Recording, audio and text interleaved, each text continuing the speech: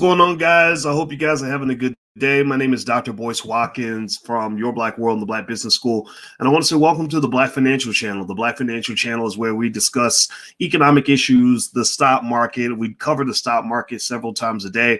And we talk about everything related to Black wealth and Black economics. And we do this for Black people. But you don't have to be Black to be here. Just know that the Black agenda is our agenda. And what we care about is the Black community. If you agree with this philosophy, put hashtag B1 in the chat. Hashtag B1 means that we put our community first. It doesn't mean that it doesn't mean we exclude people. It just means that we have to take care of ourselves before we take care of the world. So anyway, do me a favor, guys. As you hit the thumbs up button, as you come on in, please hit the thumbs up button. Make sure you subscribe definitely to the Black Financial Channel or Dr. Boyce TV or wherever you're watching. Share this video. Hit the share button too. It helps us a lot to grow Black media. And today what I'm going to talk about is a pending financial crisis that is pretty disturbing. It doesn't mean that you should go hide under your bed or be scared to death, but it does mean you might have to consider how to protect yourself, or at least be aware that this is kind of lurking in the background. It has to do with basically the fact that all the stock market investors, all of us, everybody invests in the stock market. You're pretty much on welfare. You're pretty much on welfare. You know, we make fun of people that get government assistance and stuff like that. But one of the things about this market is that this market can't maintain itself without government intervention. And I'm going to talk about that and how it affects the stock market, how it might affect your portfolio. And we're going to start on the Black Financial Channel right now.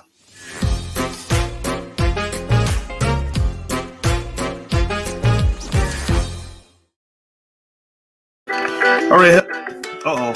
Let me turn this off. I hate it. Don't you hate it when your computer starts talking and they start playing music without your permission? I hate that. But anyway, so so here's what's going on. What's going on, Debt Free Dad and Jacqueline Thomas? I see you, Crystal C. And everybody on Instagram. Hello on Instagram. You can follow the Black Financial Channel on Instagram. Just look up the Black Financial Channel, and we're right there on Instagram. I pretty much do stuff several times a day. So if you're looking for a guide in terms of understanding what's going on with your stocks, feel free to follow the Black Financial Channel or theblackfinancialchannel.com. It's totally up to you. Now, here's the deal. Basically, the deep concern that I have right now has to do with this thing called liquidity. Liquidity, you may or may not, you've probably heard of it. You may or may not understand it, but I'll break it down for you real quick. It's very easy. It's just like I drink water every morning. I keep a bottle of water, a big, gigantic bottle. By the time lunchtime hits, most of this bottle's empty. And the reason I do that is because I know my body needs water. If I don't get enough water, that's going to make me sick. In fact, when they studied people that had cancer, actually, they found that not drinking enough water was one of the key factors in even cancers, right? So your market, your financial markets, and your economy needs liquidity, a form of water, an economic water, the same way your body needs water. Liquidity is basically cash. Have you ever had a situation where maybe you had a $100 bill, you had a $100 utility bill that's due tomorrow? They're going to cut your lights out, but you got a $500 check coming on Tuesday, but they're going to cut your lights out before the check gets there? Yeah, anybody ever had that problem? Give me a yes or no if anybody in this room has ever known what it's like to be poor or to be broke. I'm raising both hands because I know that very well. I knew poverty so well that that was why I wanted to get out of it, right? I knew what it was like to be broke. Well, if you had that problem where you had a $100 utility bill due the next day and your lights are about to get cut out, but you got a check coming on Tuesday, you had what is called a liquidity problem.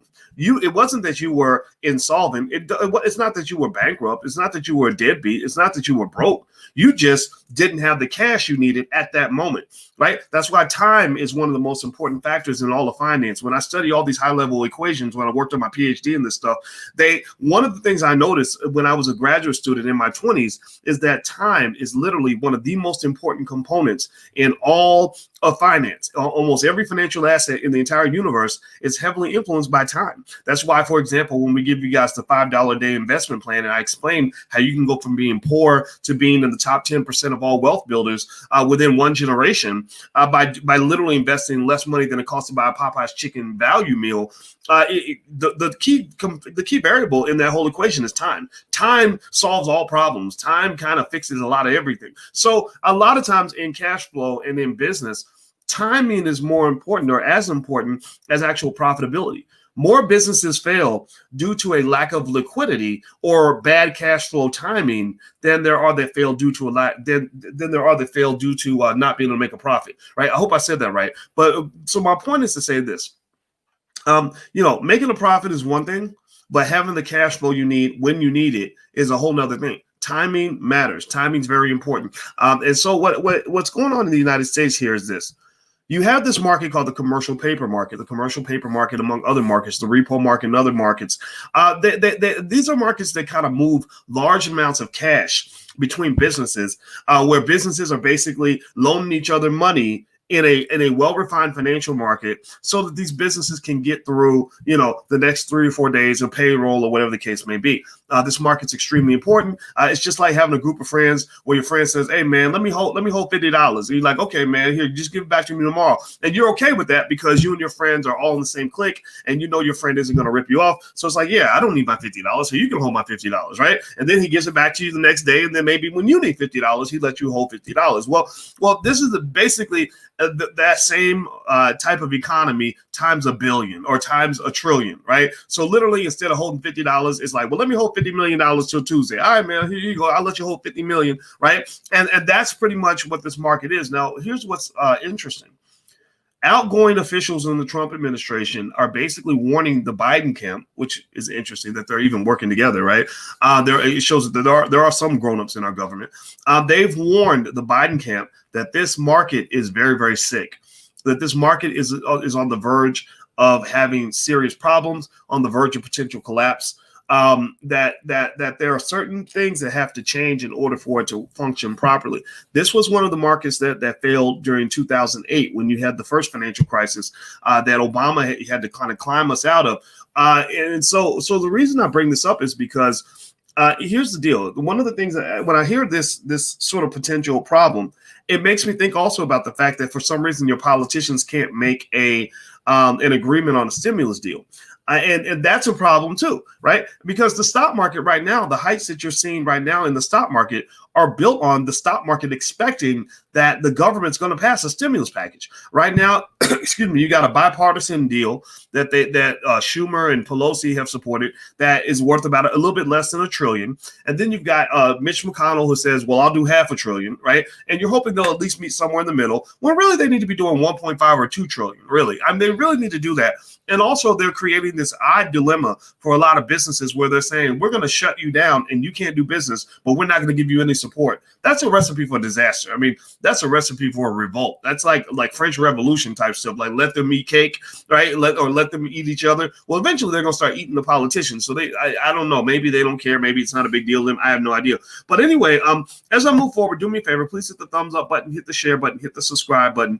And I want to remind you guys that every Monday night, we do a Black business pitch competition where we bring together the best Black-owned businesses and allow them to pitch to the community. And the businesses that you like, we ask you to support those businesses. If you would like to join us, we do this Monday nights at 8 o'clock. It's called Life's a Pitch. And the URL, I'm going to type this in. You can go to financialjuneteenth.tv.com and hit the notification bell after you subscribe to make sure that you get notified when we go live. We go live at 8 o'clock tonight, myself and Lene Chavette, and the business pitches are submitted in advance. We play the pitch. They're really, really good. You learn a lot, but you also get to support what's Black out there. And remember, holiday spending's coming up. And if you're spending big money on the holidays, why not buy Black? Why not support your own? Why are you giving more money to people who don't like you than you're giving the money to people who love you, right? Or who are creating jobs in your community? That's economic maturity. That's extremely important for our people. So if you'd like to join us for this show,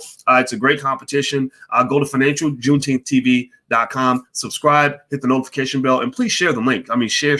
We need that because that helps us grow Black media. We're building our own media. We need your support. We'd love to have your support, and we want to support you too. That's why I want to help you make some money. So here's another interesting thing that's going on. So I mentioned how the stock market is kind of being propped up. That basically the government, these stimulus deals are being priced into the market. Prices are higher now because, the stock market's kind of like, you ever see a kid go to college and he's like, I don't care if I wreck my Ferrari. My dad will buy me another one, right? Like you got kids, little spoiled kids. I had a roommate like that in college who literally, his dad said, if you get a 2.8 GPA, I'll buy you a $30,000 car. And I was sitting there thinking, man, I have a 4.0 and I can't afford a car. I won't be able to afford a car until I'm 30. But this guy literally, like his dad literally told him he was going to get him a $30,000 car if he got a 2.8 GPA. And so basically the government's a little bit like that spoiled kid. The stock market. I meant to say the stock market. The stock market is like that spoiled kid. Right now, the stock market has priced in. The prices have been inflated because they're sitting back saying, yeah, the economy is doing pretty bad, but the government will come through. Big Daddy government will write that big check. The Treasury will go print some money. And also because the stock market investors are seen as the nation's elite, they take care of the elite first. And that's one of the big flaws of this country. That's why I refuse to let you call me a hardcore capitalist, because I don't believe in hardcore capitalism. I know enough about capitalism to know where the good stuff is and where the bad stuff is. I believe in free enterprise, but I'm not a hardcore capitalist. I'm not into socialism and Marxism either. I believe in common sense. And so I think that a Black first economic philosophy has to be one where we design economic models that make sense for our community. Those double, triple, quadruple bottom lines that go beyond just saying money's the most important thing in the world. Money's not the most important thing in the world. So the failing of this capitalist system is that the government has created what some might call, if you know about stock options, we talked about stock options, in class and things like that. They created what they call a big put option, which is basically like insurance. The government is the insurance policy for the stock market, and they lean on this insurance. They're like, yeah, if the economy crashes, it's okay because the government's going to write a big check and we're going to be good and we're going to get the money first. When they inject economic medicine into the economy, this is why I want you to be stock market investors. This is why it's very important that you get your family involved in this type of stuff, because when they inject economic medicine into the economy, who do you think they take care of first? Do you think they take care of poor people first, or do you think they take care of rich investors first? Well, who do you think? Answer that for me. Do you think they take care of Wall Street first? Do you think they take care of Main Street first? Obama included, by the way. Obama included. If you recall, Obama did a great job getting that $700 billion package passed through. I think it was called TARP. I think TARP was the one that Obama did. And did you get a check in your mailbox after that $700 billion was passed? Did anybody get that check? Anybody get a check in the mail? Or did that money go to Goldman Sachs and Wells Fargo and Bank of America? Did that money go to the top or did it go to the bottom? Right. And here's the thing about money that's really interesting. Money doesn't trickle down. Money trickles up. Money trickles up. The wealthier, more powerful, smarter people. I would say smarter, more economically educated people. Right. This is why financial literacy should be a core value in your family. There's nothing racial about your ability to obtain financial education. There's no barrier to having financial literacy. The only barrier could be in your head. The only barrier could be in bad habits. The only barrier could be in a culture that prepares our children better to play football and basketball and to twerk than to actually know, how to make an investment, how to buy real estate, how to start a business, things like that. So ultimately, if you position yourself as an investor, then you position yourself to get those government benefits when they come out. So as I said in the beginning, we're all on welfare. We're all kind of on welfare. It makes me a little bit of a hypocrite because I'm a libertarian, right? I voted libertarian because I wasn't going to vote for Joe Biden. I'm not going to vote for somebody who puts Black men in prison. And I'm not voting for Trump because I've always thought he was kind of he's not presidential to me, right? So I voted libertarian. Alicia's like, well, libertarians don't believe in government intervention. I'm like, well, I don't care about no government intervention. And she's like, yeah, but what about the fact that the government keeps bailing out the stock market? I'm like, well, dang, that's hard for me to resolve. I can't resolve that. So rather than try to resolve that, I just want to break it down for you so you'll understand what's really going on. Right now, we're all on welfare. The government is intervening far more than was expected 40, 50 years ago. At some point, all good things come to an end. At some point, this house of cards does collapse. But that does not mean that a lot of money isn't going to get made between now and then. That does not mean that this is not a great opportunity for you and your family. It just means you want to spread your money out and diversify. Okay. So do me a favor, hit the thumbs up button, hit the share button, hit the subscribe button. And also, Some of you are asking about stock options, how to learn stock options. I did a great stock options masterclass. So if you would like to see the recording, you can get the recording for a huge discount. Just go to stockoptionsmasterclass.com. That's stockoptionsmasterclass.com. 96% of the students loved it. They loved it. They loved it for the price, and they paid a higher price than you have to pay because they saw it live. And also you get a money back guarantee. So if you're not happy, you can get your money back. So if you want to learn stock options from a crazy guy like me, I think I'm pretty good at teaching these things from a lot of different perspectives so that anybody can understand it. That's my superpower. And I gained that superpower from 27 years of intense study of financial stuff at a very high level. So I know the mathematics behind it. So it's a little bit different from being somebody who bought a few shares of stock or somebody who maybe, got an MBA or something. When you have a PhD, you know how to chop this stuff and break it down to a microscopic level. And that's why these weird analogies keep coming out, because I think that financial stuff is easier to understand when you compare it to real life. Okay. So anyway, the other couple things I'm going to throw in here is this. Speaking of stimulus, even though stimulus is that great government put option that's propping up the stock market, it's not even just the stimulus, it's the expectation of stimulus. The market reacts not to what is happening, the market reacts to what it expects to happen. So right now, the market is expecting a stimulus package to come in.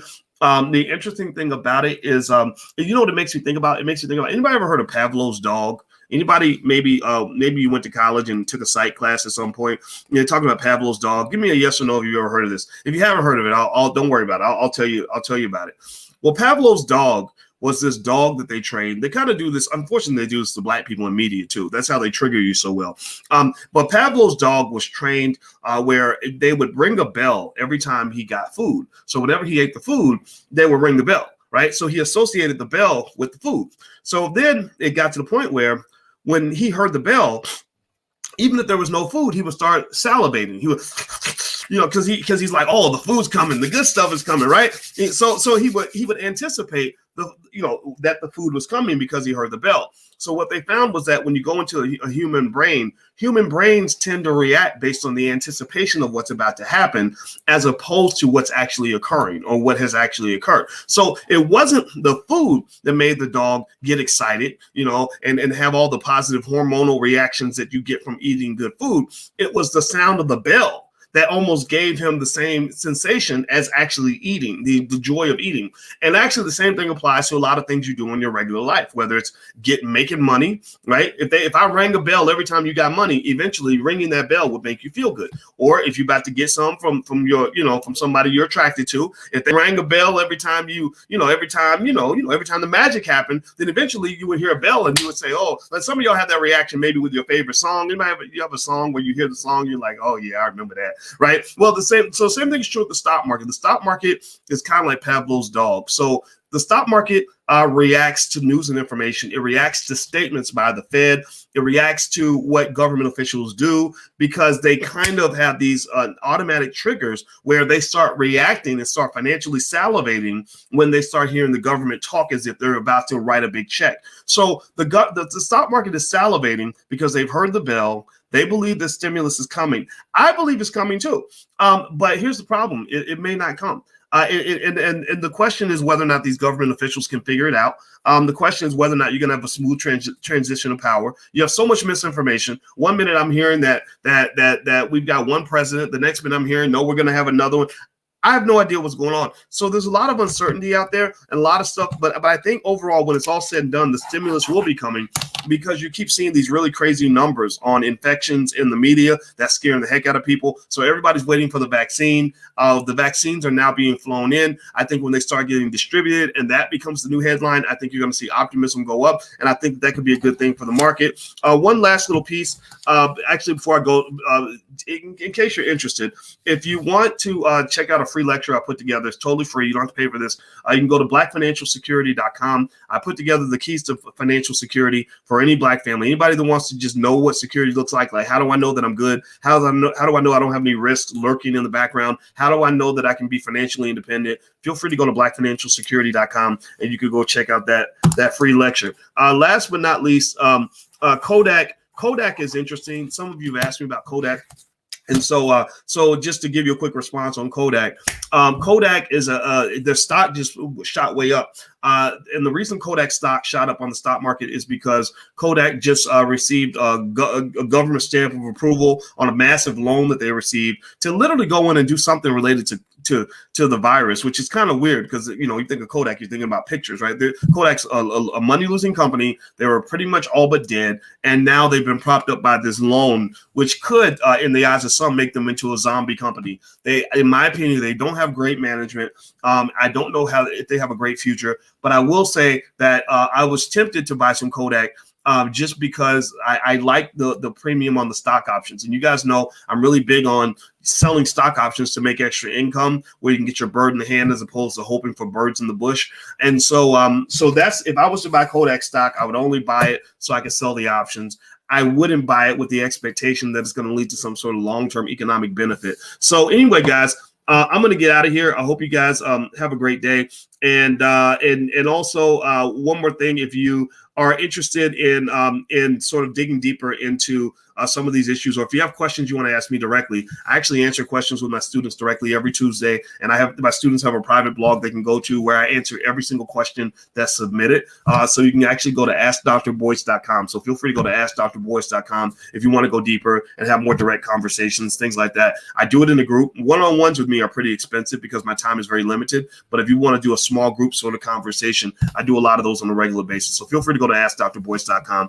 And that's pretty much it, guys. I will check back in a little bit later. Make sure you hit the subscribe button, thumbs up button, all that good stuff. And I hope you guys have a great day. See you soon. Bye-bye.